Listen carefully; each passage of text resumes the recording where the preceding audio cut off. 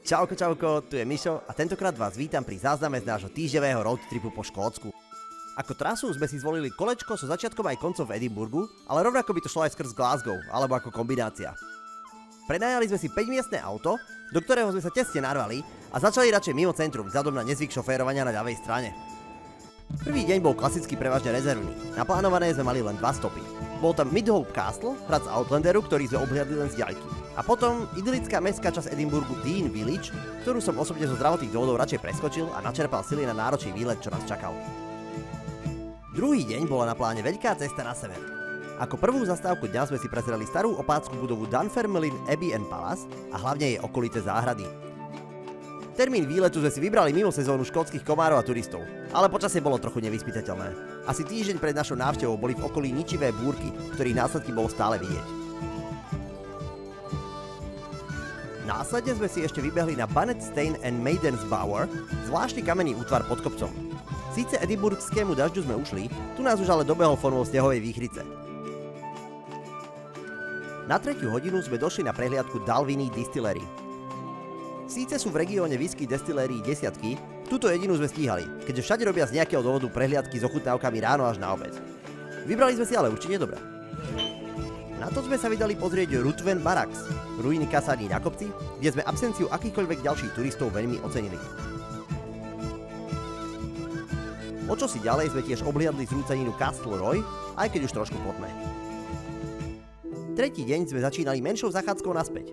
Šli sme totiž na prehliadku Cairngorm Heard, ktorá sa koná iba ráno. Poriadne sme sa naobliekali a vydali do kopcov, kde sme našli stádo tunajších sobov. Bolo tu dovedené v minulom storočí zo Švédska, všetky pôvodné stáda dávno vyhynuli. Všetky majú svoje mená a mohli sme ich aj nakrmiť. Ďalšou zastávkou v okolí mesta Inverness bol ešte Culloden Battlefield, miesto poslednej bitky Jakobitov z roku 1746. Zaujímavosťou je, že na tomto mieste umelo znovu vytvorili močiar, aby lepšie pripomínalo stav, v ktorom sa tu bojovalo, a vystavili vlajky na miestach, kde kedysi stáli obe armády. Následne sme sa ponáhľali na juhozápad. Prehliadku hradu Urquhart sme už síce nestihli, ale podarilo sa nám pred zotmením dostať na južnú stranu tohto slávneho jazera. Toto je Loch Ness.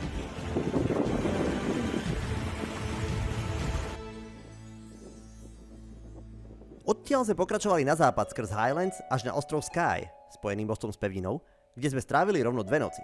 4. deň sme si vyhradili na okružnú obliadku tohto ostrova. Začali sme fotogenickou plážou Portree Harbour. Odtiaľ sme sa vydali na známy miestny highlight, skalný útvar Old Man of Storr. Cesta k nemu bola trochu turistickejšia, ale stálo to za to.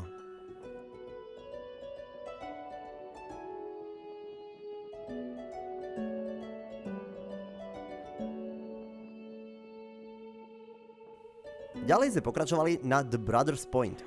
Síce sa nám nepodarilo nájsť dobrý výhľad na útesy, ale zišli sme dole k pláži, kde to bolo tiež pekné. Navyše sme si všimli, že vo vode sa niečo hýbe. A nie len tam. To množstvo sivých útvarov oproti totiž neboli kamene, ale tulene.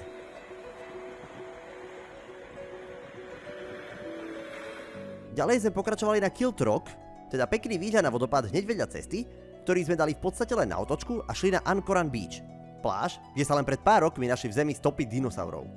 Načasovali sme sa na odliv a vydali sa ich hľadať. No to tu, není to veľmi vidieť, ale takto. To je stopa dinosaura, megalosaura. Akože, no joke, reálne, to je proste niekoľko miliónov rokov staré. A tu je ešte vlastne stále stopa, nie je veľmi dobre vidno až tak, ale... Musel k tomu síce dopomôcť internet, ale podarilo sa nám nájsť hneď 2. Ďalej sme si, po ceste odľahlými peknými cestičkami, dali ešte menšiu zastávku pri skale The Quiraing.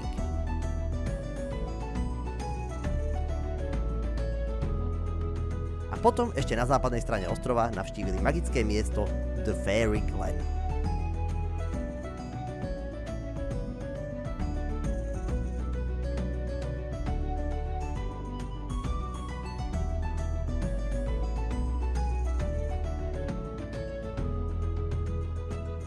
Tým sa začal náš postupný návrat zase naspäť do Edinburgu.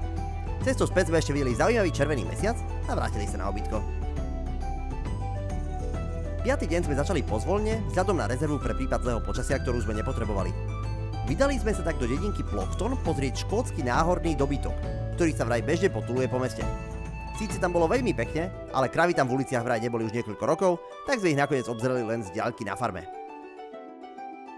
Potom sme pokračovali na obliadku Eilean Donan Castle, veľkého hradu na ostrove, ktorý bol neraz aj filmovou kulisou. Dnu sa natáčať nesmelo, ale bola to kvalitná prehliadka a zaujímavé bolo, že v časti hradu stále žije majiteľská rodina. Ďalej nás ale čakala ďalšia známa filmová kulisa, Glenfinnan viadukt z Harryho Pottera. A hneď vedľa tiež ďalšie miesto z rovnakej franšízy, pri ktorom som sa ponaučil pri plánovaní výhľadov na horizont uvažovať aj nad polohou slnka, aby sme cez neho aj niečo videli. Niekde vzadu na pravej strane bol CGI vo filme dorobený hrad Rockford. No a na záver dňa sme išli ešte na tretiu Harry Potterovskú lokalitu Eilean na Moine, jazierko s ostrovom, kde bol pochovaný Dumbledore. V okolí bolo samé blato, takže Voldemort mal oproti nám dosť výhodu, že vedel lietať. Ubytovaní sme boli nedaleko najvyššej hory Spojeného kráľovstva, Ben Nevis, v mestečku Fort William, kde končí známa pešia cesta skrz Highlands. 6. deň sme sa vydali tejto ceste autom naproti, smerom na juh do Glasgowa.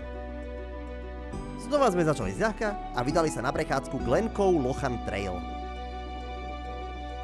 Po veľmi príjemnom a pokojnom oddychu sme sa pozreli ešte na jednu lokalitu z čarodejníckej série. Miesto Hagridovej chaty.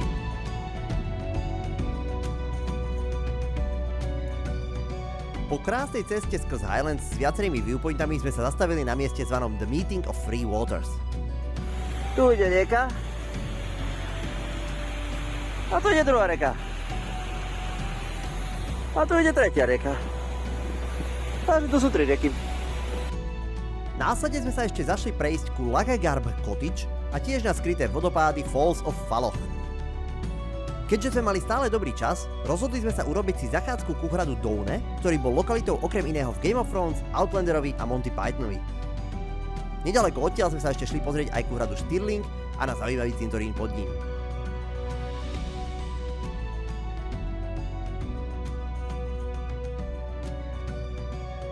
Po zastávke v umývárni sme dorazili do Glasgowa, kde sme sa prešli piatkovou nocou cez centrum.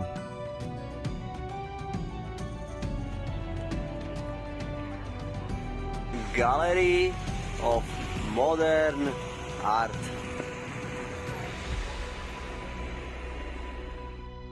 Nasledoval posledný deň, kedy sme mali na pláne len pomerne krátku cestu do Edinburgu a celý deň vyhradený naň.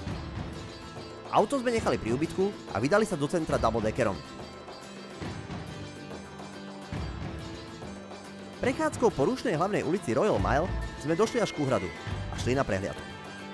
Zaujímavosťou bolo najmä každodenné odpaľovanie dela o 13:00, na ktoré sa zhrnuli všetci návštevníci a ktoré som samozrejme nezvládol správne natočiť. Inak sme prehliadkou strávili väčšinu dňa, keďže hrad má naozaj obrovské množstvo histórie od ďalekej po blízku minulosti.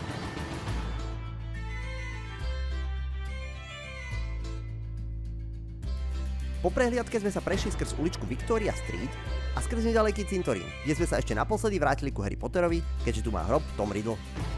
Prešli sme si aj zvyšok centra a zvonku nahliadli aj do Holyroode, kráľovského sídla. A tým sme završili náš posledný večer výletu. Na záverečný deň sme si nechali len nejakú rezervu a cestu na letisko s odovzdávaním auta, ale inak už dopadlo všetko v pohode a tento pestrý výlet sme zakončili úspešne. Tak zase niekedy na budúce.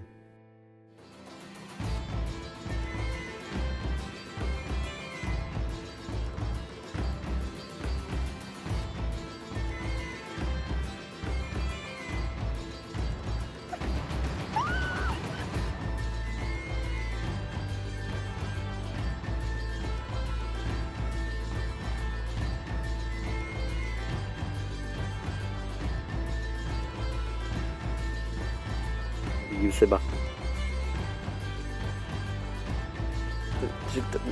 Nič není.